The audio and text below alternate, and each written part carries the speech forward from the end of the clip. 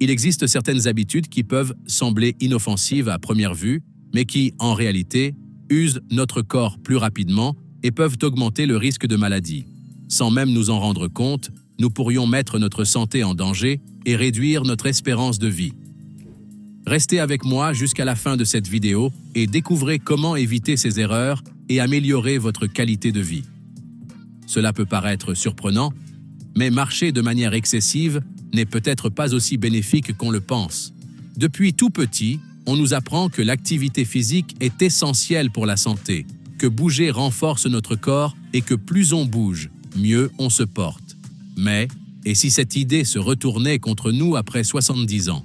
Imaginez une voiture qui a parcouru des milliers de kilomètres au fil des ans. Elle peut encore être en bon état, mais elle nécessite des soins différents d'un véhicule neuf. Si son moteur tourne à plein régime tous les jours sans l'entretien adéquat, la panne est quasi certaine. Un processus similaire se produit dans le corps humain. La clé n'est pas dans le nombre de kilomètres parcourus, mais dans la gestion de notre énergie.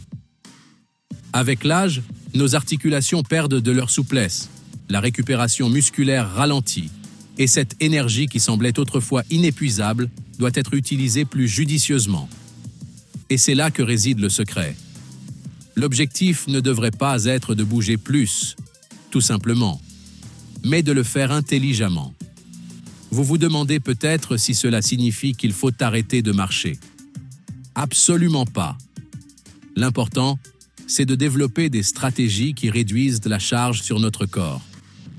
Au lieu de faire de longues promenades qui peuvent être épuisantes et néfastes pour les articulations, optez pour des marches courtes et régulières de 10 à 15 minutes sur terrain plat. Des activités douces pour les articulations, comme le yoga ou le tai chi, sont aussi d'excellentes alternatives pour rester actif sans surcharger les articulations. Avez-vous déjà remarqué comment certaines personnes, même en vieillissant, débordent d'énergie et de vitalité, tandis que d'autres semblent constamment fatiguées? La différence réside souvent dans les choix qu'elles font au quotidien. De petits changements peuvent de faire une énorme différence sur notre ressenti.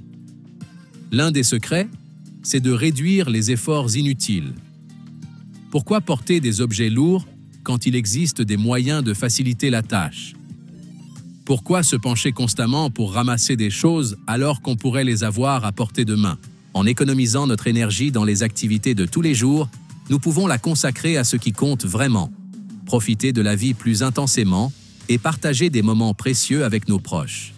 Et puisqu'on parle d'énergie, impossible de négliger l'importance de l'alimentation. Ce que nous mangeons a un impact direct sur notre vitalité. Si vous vous sentez souvent lourd, léthargique ou sans énergie après les repas, c'est peut-être un signe que votre système digestif est surchargé. La clé pour se sentir bien est de choisir des aliments légers, naturels et nutritifs. Un simple changement dans votre petit déjeuner peut faire des merveilles. Remplacez les aliments transformés par des options plus saines comme des fruits frais, des céréales complètes et des protéines légères. Cela peut augmenter votre niveau d'énergie et améliorer votre bien-être tout au long de la journée. Maintenir un taux de sucre sanguin stable tout au long de la journée est crucial pour éviter les baisses d'énergie, faciliter la digestion et se sentir bien. Un autre facteur souvent négligé est l'hydratation. Après 70 ans, la sensation de soif diminue chez beaucoup de personnes, ce qui peut les amener à boire moins d'eau. Pourtant, un manque d'hydratation adéquate a des répercussions importantes sur les fonctions corporelles, affectant aussi bien notre humeur que la santé de notre peau et de nos organes internes. Une autre erreur fréquente et souvent discrète qui peut saper notre santé est le manque de nutriments essentiels. Avec l'âge, notre corps a plus de mal à absorber les vitamines et minéraux des aliments, ce qui peut entraîner des symptômes comme une fatigue constante, des douleurs musculaires et même des problèmes de mémoire. Avez-vous remarqué que les personnes âgées sont plus sujettes aux chutes?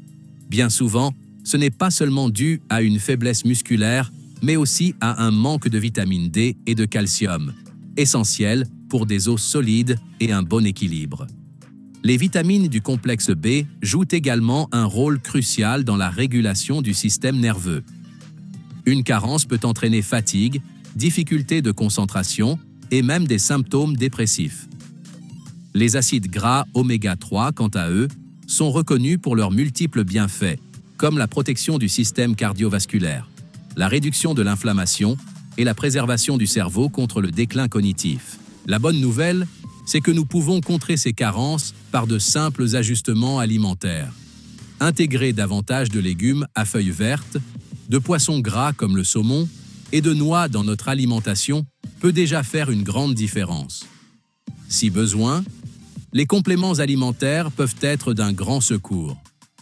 Cependant, il est toujours conseillé de consulter un médecin ou un nutritionniste avant de prendre des compléments, car chaque personne a des besoins spécifiques.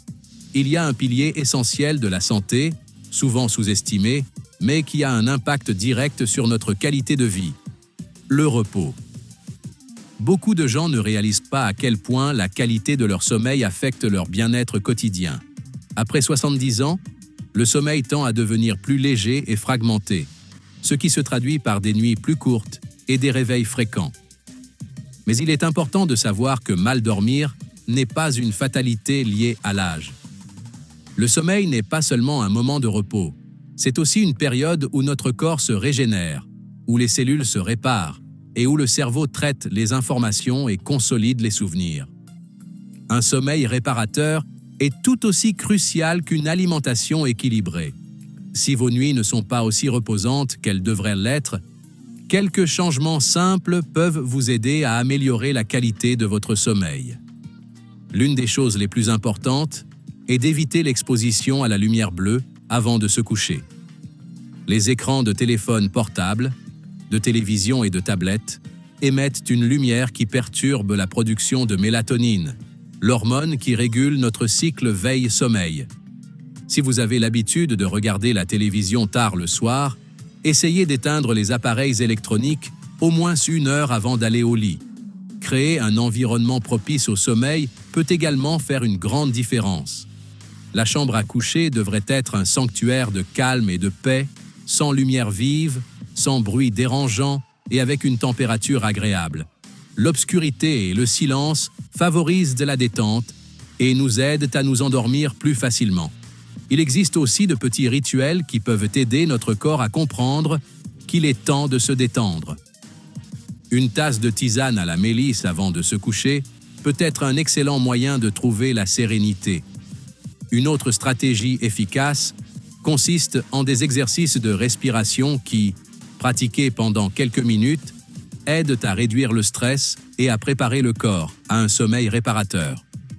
Pour vous endormir plus facilement et profiter d'un sommeil profond et réparateur, essayez cet exercice de respiration simple. Inspirez lentement par le nez, retenez votre souffle quelques secondes, puis expirez lentement et de manière contrôlée. Ce processus aide à réduire la fréquence cardiaque et signale au corps qu'il est temps de se détendre. De plus, l'alimentation joue également un rôle important dans la qualité du sommeil. Un dîner copieux juste avant de se coucher peut rendre l'endormissement difficile, entraîner une digestion lourde et des réveils nocturnes. Idéalement, optez pour des repas légers, riches en tryptophane, un acide aminé essentiel à la production de sérotonine, qui a un effet calmant. Les flocons d'avoine, les bananes ou les amandes sont de bons choix pour un dîner léger et sain qui favorise le sommeil. Un autre facteur qui peut nuire au sommeil est la consommation excessive de caféine. Si vous avez l'habitude de boire du café en fin d'après-midi ou le soir et que vous avez ensuite du mal à vous endormir, essayez de le remplacer par des tisanes apaisantes comme la mélisse ou la lavande. De petits changements peuvent faire une grande différence dans la qualité de notre sommeil.